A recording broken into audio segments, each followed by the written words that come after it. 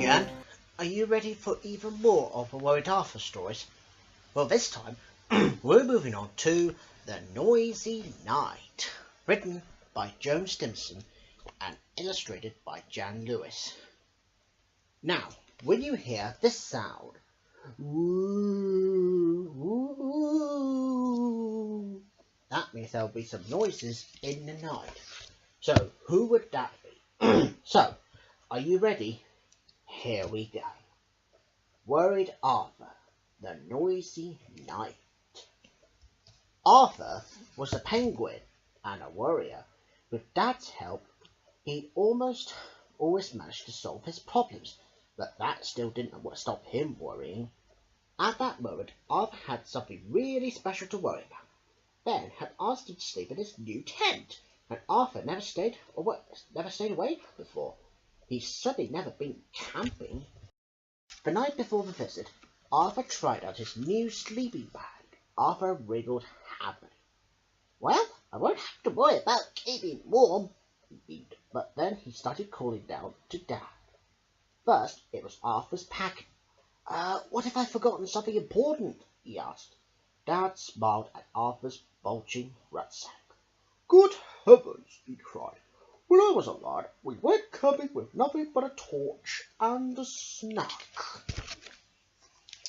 Arthur wriggled deeper into his sleeping bag, but next it was the size of Ben's tent and Ben's beak.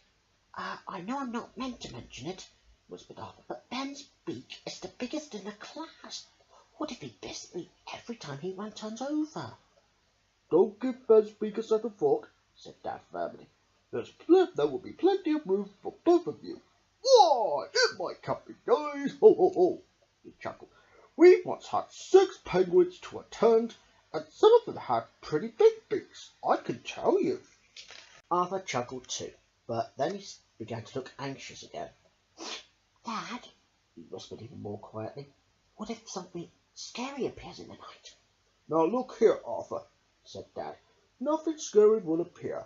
How many times have I told you that the strangest sights themselves always have a perfectly logical explanation?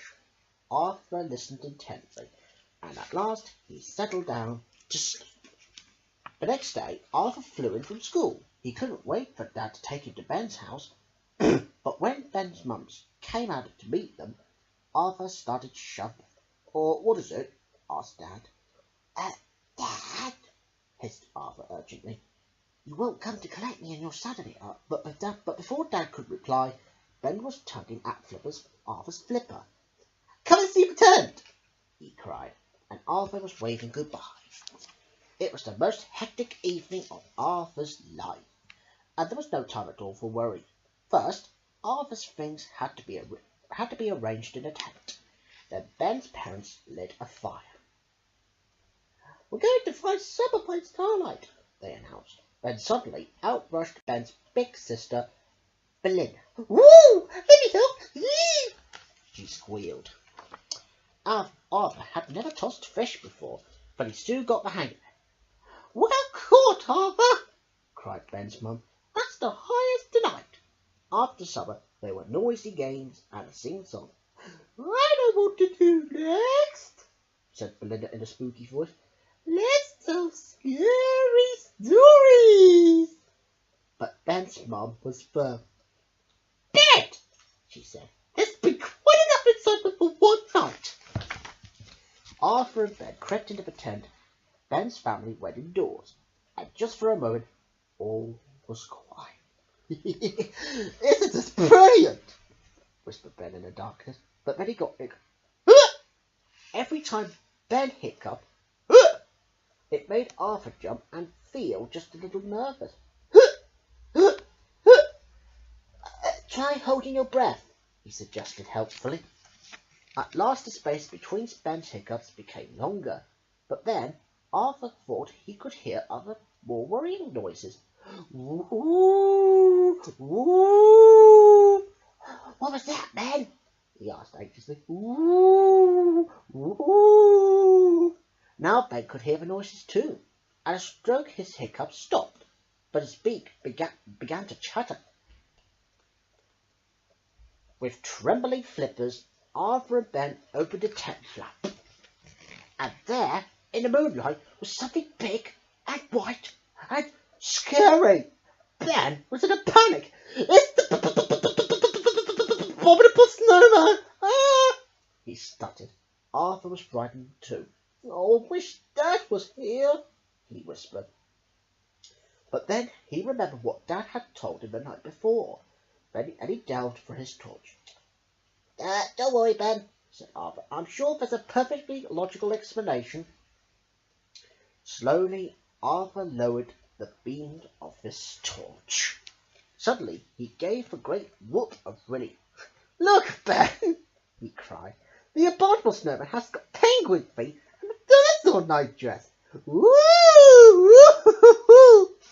Giggled Belinda, and she ran back indoors under her duvet. After their discovery, Arthur and Ben talked far into the night. Late next morning, Arthur bought them breakfast, or was it lunch, in their sleeping bags. When Dad came to collect him, Arthur hardly noticed his Saturday hat. He was too busy telling Dad all about his adventures. At home, Arthur spent a long time rearranging his things in the room. "You didn't mind coming home, Arthur, did you?" asked Dad at bedtime. "Oh, no, Dad," cried Arthur. "It's great to be back. But—" "Oh, what is it? Whatever is it?" asked Dad anxiously. "It's so quiet here," whispered Arthur, "and I don't know if I'll be able to get through."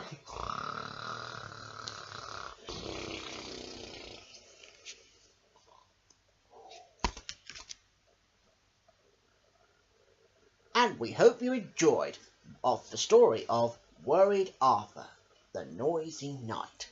And we will be back in the fourth and the last Worried Arthur story, and it's going to be called The Big Match. So I'll see you then, viewers. Bye-bye for now.